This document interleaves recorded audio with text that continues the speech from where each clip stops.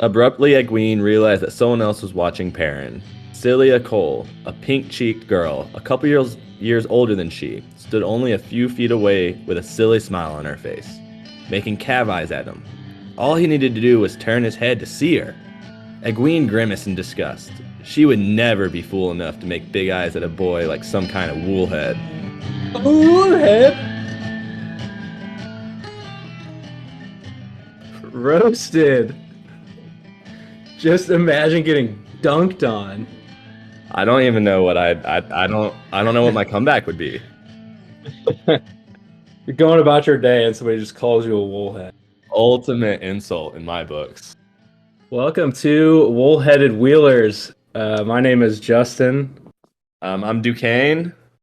And this is a Wheel of Time podcast. We're going to be walking through Robert Jordan's Wheel of Time series, starting with book 1, The Eye of the World. Our main goal really is to pretty much walk through the plot of the book, explain all the characters' locations, and just overall understanding of what is going on in the books. Do you have anything else to add, Duquesne? No, I think that kind of sums it up. Just really getting into the plot, the characters, kind of, the scenery of the world that is built in the Wheel of Times, which is so amazing. Yeah, no, I loved it. We started reading it fairly recently. I was on Amazon Prime one day and I saw that there was a show called Wheel of Time. I was like, oh, that looks pretty good. And my girlfriend was like, hey, I actually have the first book. You should read it. I was like, okay. I love reading a book and then watching the show. And then I knew Duquesne loved fantasy, so I texted you a picture of the book and I said, have you read this? No, I was like, no, I don't have it, or I haven't read it, but I had it because I had watched the series and then I realized there was a book. So I had gone out and bought the book. And Stephanie had told me that I should read it too because she thought it'd be up my alley, and I just never got around to it. I needed you to kind of push me into it because it's a little intimidating. It's a little big. Yeah, I mean, yeah, the first book's 800 pages and there's 14 books. So it's a journey, but I mean, it's great. So you actually watched the show before you read the book? I did, which I usually hate doing, and I'm kind of mad at myself. It could taint the book. I know, but now I'm ahead of the series, so I'm good for all future seasons that might come out. Yeah. You think there'll be a season 2? I don't know. That's a good question because I liked the TV show, and then after reading the book, Really? I don't think the TV show did it justice. I think they just kind of leave out some parts that the book goes into a lot of details in the first one. So I'd be interested to see. They would just have to make some changes to season 2 to make it go along with book 2. Yeah. So I haven't watched it yet. I was planning on watching it at some point, so I'll have to see. Because you have like these pictures of the characters in your head, and then you see somebody's representation of it, and you're like, "What the heck?" Or maybe it's spot on. Well, I'll say it is interesting reading or watching the show first because when I read the book, the characters were kind of already built in my head. So I had, except for some of the side. Oh, true. Yeah. I had it. So when I was going through it, it was one of the first times where I read a book and I had images in my head already of the characters, which was kind of cool. It was a different experience for me because usually I'm like figuring out in my head as I go and the characters kind of change as I learn new details. So that was an interesting new experience. Yeah. I actually watched the trailer today. I thought the trailer was pretty good. So again, I might like it. Who knows? I enjoyed it. Like it was a good show. It just doesn't go, and this is how all shows are. It doesn't go into as many details as the book does, and that's upsetting sometimes. Yeah. Anyways, what do you say we dive into it? Let's go. Are we playing our music? Oh yeah, it just goes on with I'll that. add it in. Well, yeah, I'll add it in later. See, that's good to know. I was gonna like sit here and dance. My fault. Yeah, I enjoy it. I thoroughly enjoy our walking song. Uh, yeah, that was good. That was fun to make for sure.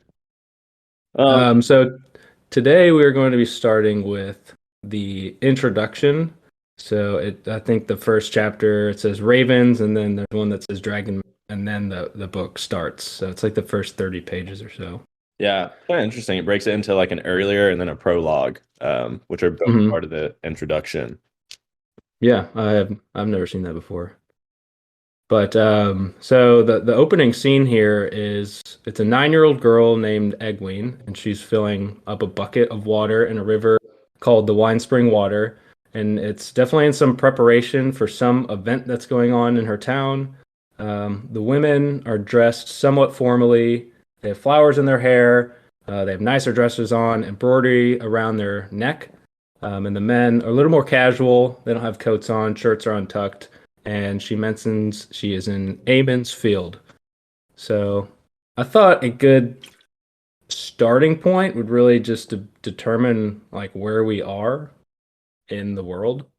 I know we were talking about this. It kind of took us a while to figure out where we were. There is a map at the beginning of the book, but I It's a mean, detailed map, which is awesome, but there's a lot going on. I mean, there's just a lot of places. mhm, So no, I was in the same boat. It took me a while to understand where they were, and especially just a bit of a spoiler, there's a lot of traveling that happens. So you need the map. mhm. Like you need to understand where we kind of are at the starting point to realize how much they're actually traveling. Yeah. So we're kind of in the middle of the map. And there are multiple nations represented in the map, but the one that Amon's field in, the greater nation is called Andor. And then within Andor, there's the two rivers, and Hmm. within two rivers, we have Amon's field. Yeah. And so Amon's field isn't the only town in Two Rivers. There's four other towns mentioned. They're all pretty close to each other, but they're really just small towns, really known to be for like farming. So they farm sheep and what they call tobacco, Yeah. And which is tobacco. tobacco, but their own name. Hmm. Yeah. Well, and they're kind of on the edge of Andor, the kingdom that you were talking about. Um, Hmm. so they almost are in like their own little mini nation, it seems like, where like the four villages kind of have their friendly rivalries, but they don't have much interactions with the kingdom as a whole. They're Hmm. kind of in a tiny mountain range, in between with the rivers, kind of away from other people. So they are a little bit isolated from the rest of the world in this kind of little hamlet river area they're in.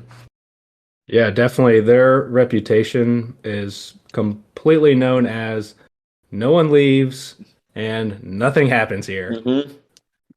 which is, of course, ironic Yeah, that or that would soon to be how be. this story starts. So But the other towns' names are Terran Ferry, Watch Hill, and Devon Ride. And so there are a few times that these towns will get together. It was mentioned four times throughout the year, all being like these big feast days. The first being Beltane, which is signifies the end of winter, beginning of spring. Then there's the shearing, where merchants come together to buy wool. They come for the curing of tobacco, and then in the fall they have a feast day called Fool's Day. So at this time in the introduction, we are preparing for something called the shearing, yeah, which is when the merchants come to buy wool. So Egwene is really kind of just skipping around, going and meeting all of the characters and introducing us to what feels like a hundred different people. yeah, and you really have no idea.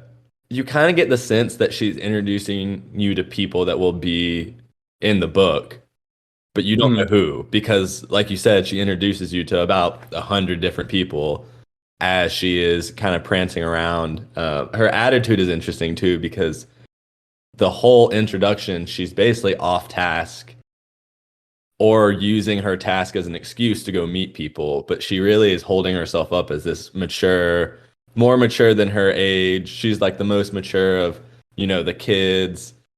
But this whole Yeah. time she is off trying to like find people or, see what's going on and get in the midst and really avoid her work is what it seems like.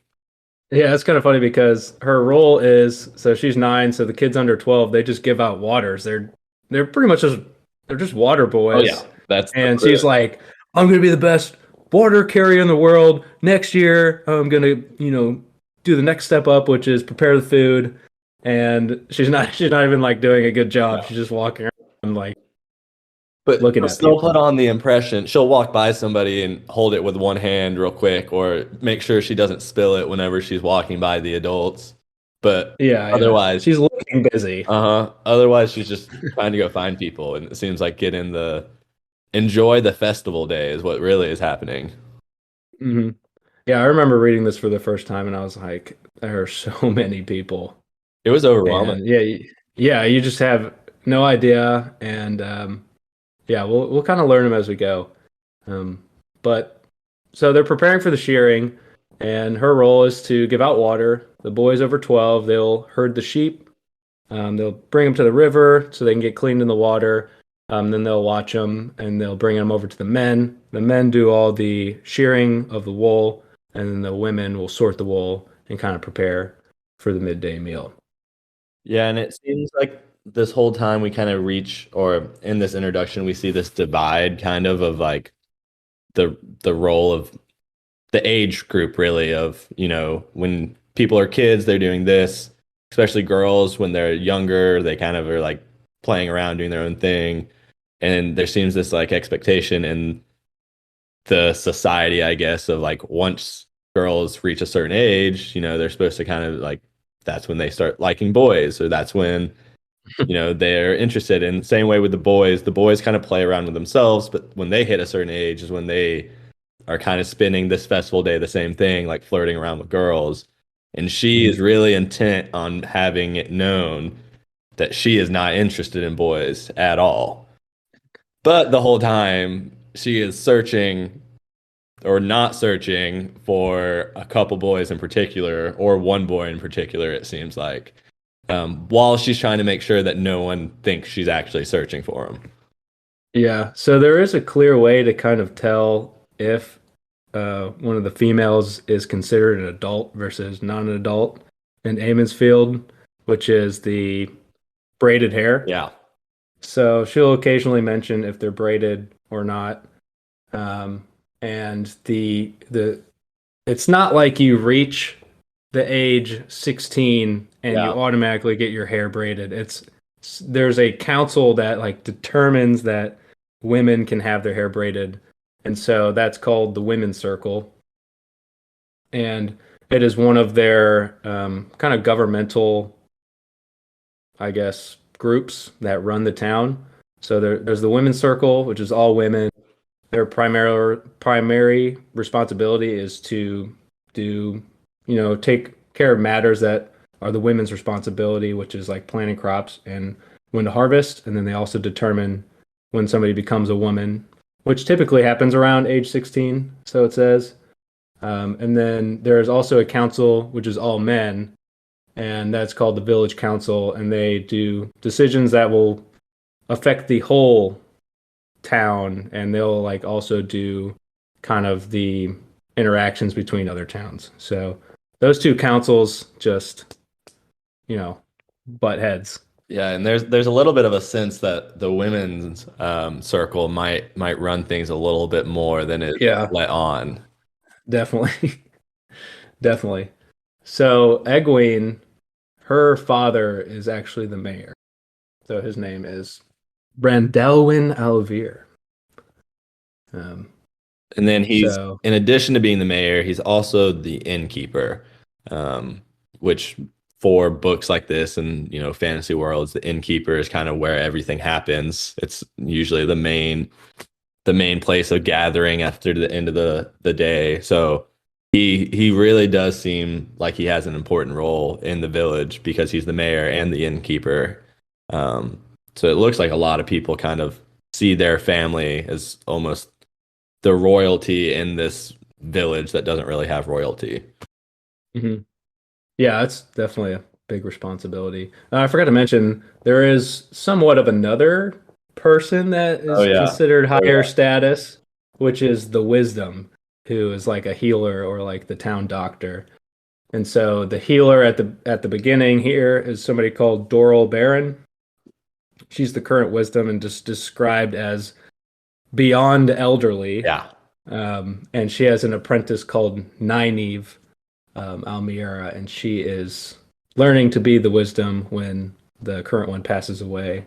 And she is an orphan and kind of like praised for being a prodigy in a way. So, Yeah, and it seems like she was picked really young to do it. You don't really get an understanding of a wisdom supposed to be a certain age or anything, but I feel like her age is remarked on a couple times. And how good she is at her age, which is where the prodigy part comes in. mhm.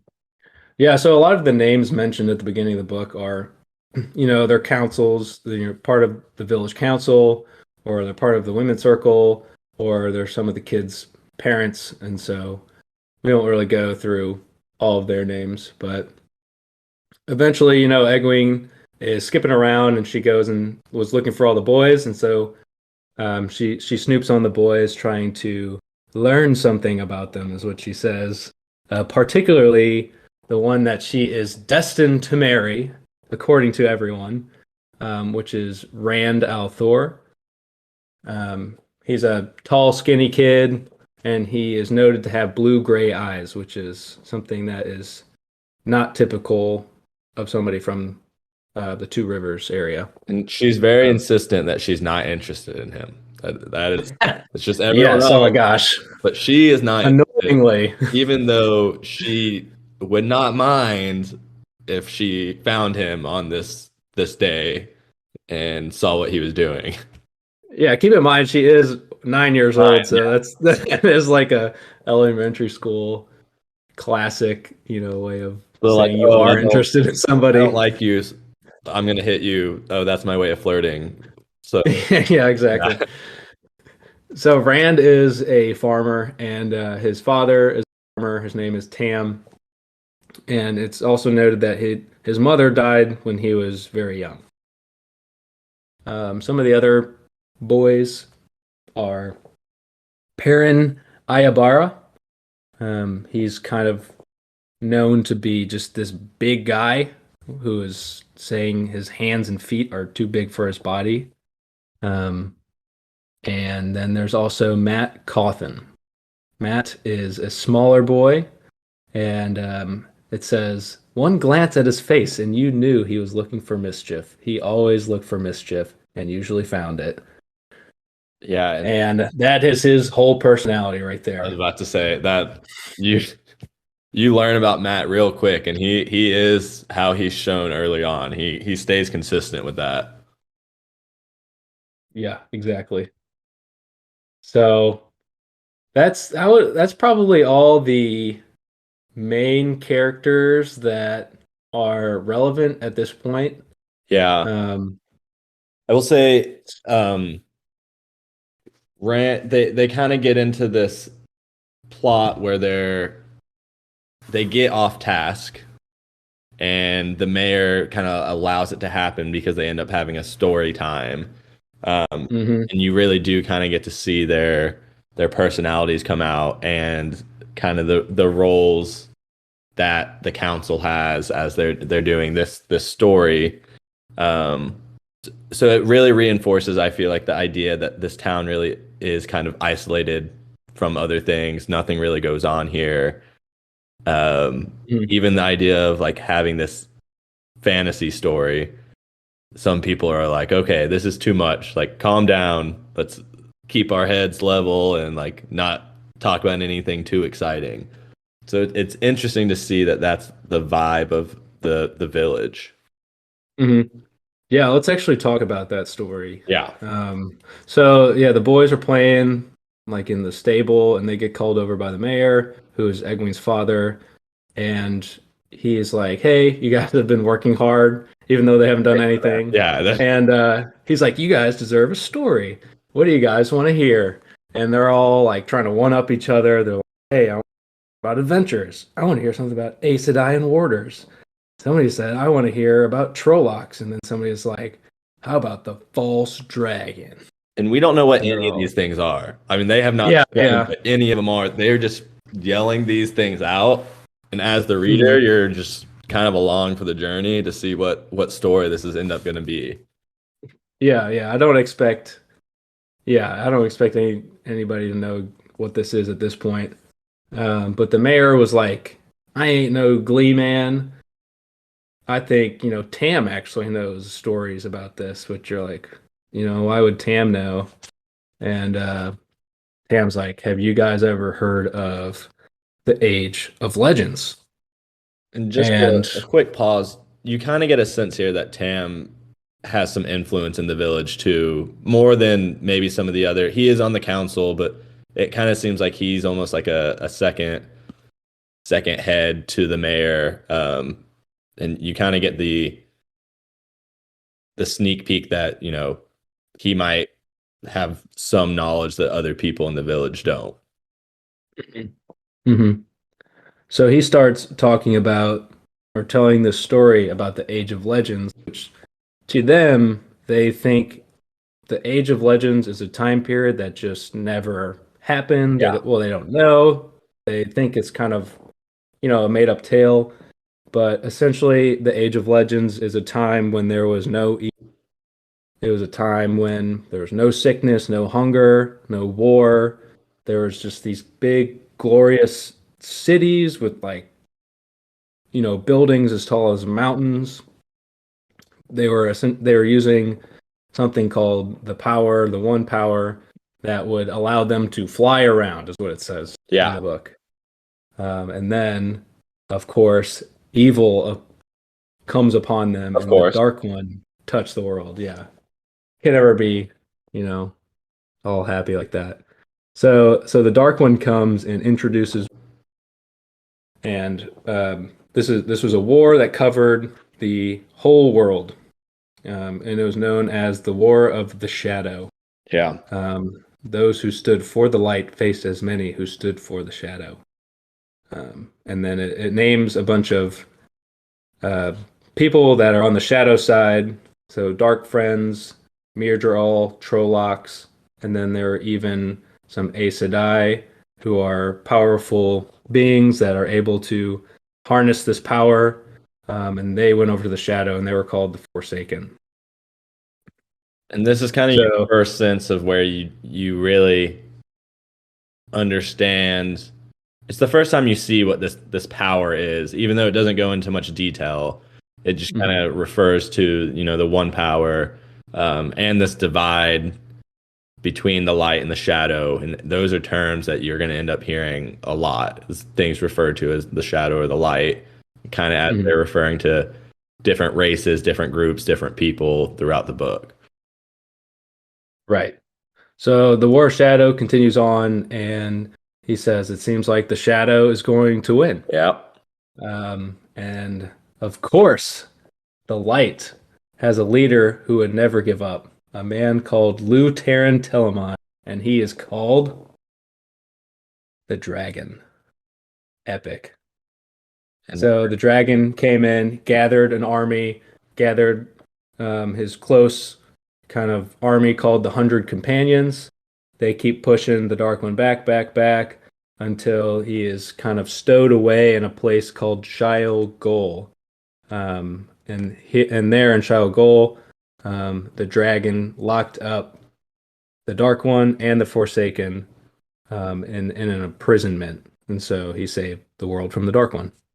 yeah. And that's kind of where the story ends. And it seems like everyone's quiet, and you immediately get some disdain from some of the other villagers around. It says, where was it? I don't even know where it was, but I know it talks about how men were just like spitting on the ground at the end of the story, and you get Yeah. this idea that Well, it's like some no that he did telling this story. it's controversial, really, because in the story that Tam is telling, it's making the dragon look like a hero, Mhm. but Egwene says she's pretty much like, this is, blasphemy. The dragon was the man who was in charge of something called the breaking of the world. He destroyed the world. He had to be fighting for the shadow, but in Tam's story, he was the hero. And so she says, if the dragon saved the world, how is he the one that destroyed it? Yeah, And that is a good question. it is a great question. And it's a question that maybe one day we'll figure out. Hopefully. I know, I hope so. But that's kind of the end of what we get from the Raven, or Ravens. Oh, we didn't even talk about the Ravens. The title Oh, the we title didn't. is I Ravens. know. Um, so Yeah, go ahead. well, what happens is that she basically goes back to doing her real job. They all do. The mayor is like, okay, none of y'all were really working. I need you to actually go work now. Like, this was all the fun we have. And as she's going back, they start seeing, or she just sees a raven that is clearly like watching people. And she's kind of throughout this whole chapter seen this raven and heard it cry, and it's on its own. She makes the comment that usually ravens are in, what are they called? Murders? What is it when there's a lot of crows together? Flock, whatever it is. But Not sure. I think it's called a murder. I might be making that up. But Murders? I think it's a murder when you get a group of ravens or crows together, but I might be wrong. But she notices that the raven's all on its own. I'm gonna have to look this up after. And Yeah. at the very end, she sees it again, this solitary raven. It's in a tree, and it just is like looking dead at her. So this one raven that has somehow just been around this whole time, looking like it's watching other people, and now it's looking square at her, and it kind of squawks, flies away, and she ignores it and kind of goes back to her business. Um, but this raven has been persistent throughout the whole kind of chapter, the whole scene of just randomly either like swooping in, being on a branch, staring at people. So that's the raven. That's where the title comes from that we totally forgot about. Yeah, I just Googled what is a group of ravens called? And that just comes up with the word unkindness. Unkindness. Okay. No, Maybe that doesn't sound right to me, but I was like, what? Whatever. Yeah, so she hints that she has heard that ravens are the eyes of the Dark One, and she gets a little suspicious, notes that they aren't attacking the food, and they are watching people, but they are watching specific people. Yeah. They are watching the boys gathering water, so the young boys. They are watching the older boys taking care of the sheep and the men shearing sheep. They are not watching the women at all. Yeah. And so that's why, especially at the end, when she sees it staring at her, it kind of is a big throw off. I did just fact check. It's a group of crows is called a murder, not a group of ravens. Oh, okay. But I was on the right track. It was something there. Yeah, it says crows are also. She lumped the ravens with the crows. Yeah, we'll put it that way. We'll give you the credit. But that's kind of the wrap up of Raven chapter, and then jump into Prologue, which is called Dragonmount. Which you quickly realize is a completely different story. I mean, it's not very new setting, new everything.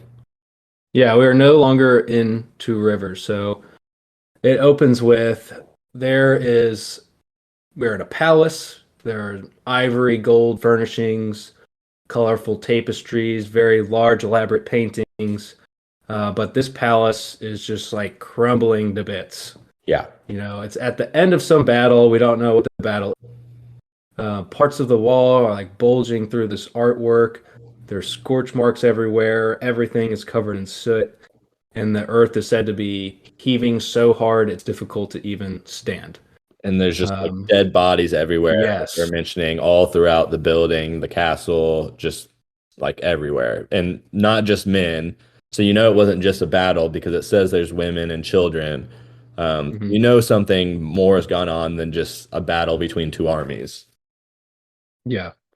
And then it says the character here is Lou Taran Tillman, which is the man from Tam Story, the dragon. Light from So Light. yeah, from the light, the dragon, he's like wandering around this yelling for his wife. How do you pronounce this name? I Okay. think it's. I just said Elena. Elena? Okay, I like that way. I was like Ileana. I know, which I feel like I simplify names that are harder, and I just like go with Yeah. this basic way of saying it. I I can. actually think I was saying it Ileana, which is I know is definitely not right. You kind of added a couple letters there. Let me go in the back, and I'll fact check while you continue. Okay. So Elena, we'll go with that. So the dragon is in the palace, wandering around, definitely confused, saying, "Elena, my love, where are you? Where's my wife? Where is everyone hiding?" He is just has no idea what's going on. It seems, even though his wife is clearly laying there on the ground, dead, right in front of him. With all the other dead Doesn't he? women and children. Yeah, Yeah. with all these other dead bodies, he's like talking about people coming in to sing and stuff, and he's just like oblivious. And so says he walks over to a mirror. He sees that he is wearing some like regal clothing, and there's an insignia on it, which is a circle, half white, half black, and Mhm. separated by a sinuous line. He doesn't recognize it, doesn't even recognize himself. So naturally, what does he do? He throws his head back and starts hysterically laughing like a crazy person. Well, continuing to call for his wife. Yeah. So yeah, he just seems delusional, crazy, like I don't know. But then behind him, a man like phases into the room through the mist, and he's wearing all black, and he addresses the dragon by saying, "Lord of the Morning, I have come for you." And this man in black says his name is Elon Moran Tidronai, which translates to the betrayer of hope. So doesn't sound good already. And the dragon still is kind of losing it as he's talking with this guy. I mean, he basically like invites him in and then like acts like he's entertaining a guest Yeah. about to come in for a feast or something. And Hmm. he's talking about like, oh, there's gonna be singing soon, or like, come on in. My wife should be out here to greet you soon. So he's still not in reality, really. Yeah, and this guy, the betrayer of hope, is like fixated on understanding like why does he not remember? Like I'm gonna force this man to remember. He's gonna force the dragon to remember so that he can pretty much boast and say that he is the greater now. He's like, I will not let you die without knowing that I am better than you. And so he tries to heal the dragon, Hmm. but his he is on the dark one's side, so he has like a tainted version of the power, and it does heal him, but at the same time, like tortures him. Yeah, it's like a painful healing. Like he gains a sanity, but Mhm. is being put through excruciating pain as it's happening. Yeah, it says the fire seared his marrow and acid rushed along his veins. Yeah. But despite this like torturous healing, he is now able to remember everything and finally notices um, dead wife on the floor in Yeah. front of him. And of course, the guy's like, "Well, you can get her back." Yeah. All you have to do, I can help you out. Like me in the shadow, the dark guy, I have something that could help you if you really want it. Oh yeah, what's that? And he basically just is trying to get him to join the dark side, which, Yeah. is a story you hear with light, dark guy Hmm. entices the. Guy from the light side. Um, but Hmm. does the light guy fall for it? Of course not. Yeah. So so his big argument here, the Battery of Hope, he was saying that I didn't kill your wife. Yeah. You know, who did it? And the dragon, I'm actually going to read this from the book. So it says, this is the dragon. He clawed at his face as if to tear away the sight of what he had done. Everywhere he looked, his eyes found the dead. Torn they were, or broken, or burned, or half consumed by stone. Everywhere lay lifeless faces he knew, faces he loved, or servants and friends, faithful companions, and his children, his own sons and daughters, sprawled like broken dolls placed still forever, all slain by his hand. Yeah. And So he pretty dark. later on, he kind of just like talks about how he realizes he's all alone, basically, like completely and Mhm. utterly alone. And the eyes of all those he feels like the eyes of all those he killed are just like burning into him, following him everywhere he goes. And that he can't get away from them and can't hide them or can't hide Yeah. from them. So to the point of what Egwene was saying earlier about the dragon, save the world but also break it. This is kind of the same thing. You know, how is it that he saved the world but also killed everybody Hmm. that Yeah. he loved? Yeah. Um, So you see him kind of come to this realization of all the bad he's done. I mean, he basically has a breakdown and he screams, "Light, forgive me." He screams it twice and says he's begging the light. And again, we have the light, the shadow. He's begging the light to forgive him. And it leads to basically our in first like real example of the one power being used, or the true source being touched and power being used. So how do you call the men's power? Satan. Satan. Okay, so it says that he is touching Satan, and it says that's the male half of the power. So from that understanding, you get that there is a male and a female part of the power, which is something that will come back a lot. I honestly didn't even notice that the first time I read through. It took the second time, and I was like, oh, it did talk about, the different powers earlier on. Um, Mhm. but you see him grab onto it, and it always is referred to as like touching the power or touching the source when they do it. And it talks about how much he draws, basically that he's like drawing until he himself is like just completely with power. It even says his skin felt as if he was a flame because he's taking in so much of this power as he's still screaming for forgiveness and is still like kind of losing it because of everything that's happened. Yeah, yeah. So yep, he uses the power, transports himself to like a random field, and then pulls as much as he can past his limit, and then just turns himself into a huge ass mountain. Yep.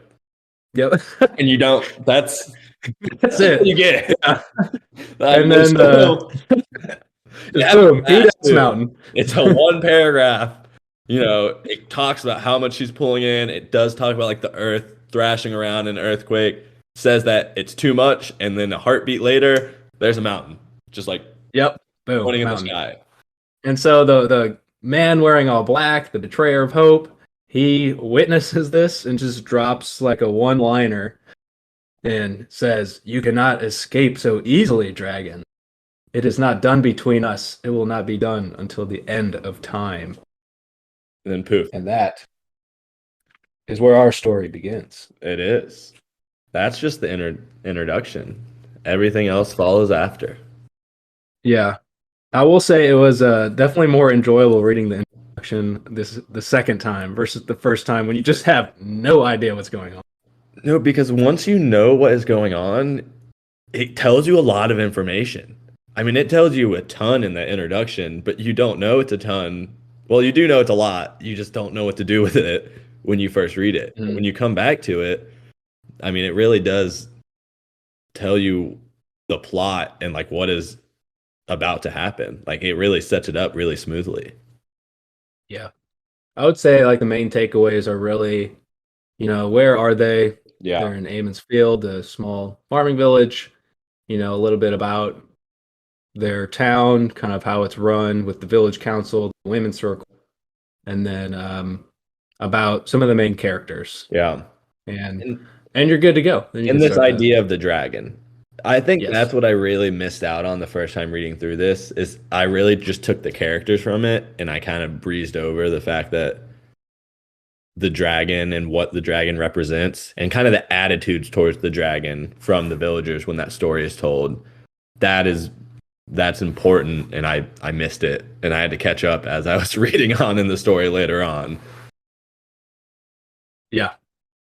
Yeah, man, I know it's a big book, but if you give it 100 pages, I say give it 100 pages and you'll finish it. I agree. I mean, I think it did take me a little bit to get into it, but once I got I mean, once I got started on it, like I breezed through it. Mhm. It did take, it took 5 or 6 chapters, I think. The chapters are kind of short just for those who haven't looked through it. They're not super long chapters. They can be anywhere from like 5 pages to 10 pages. Yeah, But I personally love that. I do too. I Yeah. I sometimes when chapters are 100 pages long, I get lost. It just is a lot. hmm Yeah, you can like sit down for, 20, 30, an hour or whatever Yeah. and just read one chapter. Telling Justin this, the chapters have names as well, and I did not know this until we came back and started looking through it to kind of break up the book. But the names of the chapters go really well with what is about to happen in the chapter. So that was don't skip that part like me. Cool. Well, join us next time and we'll start the actual beginning of the book. Learn some more about the characters, about the town, and see what happens.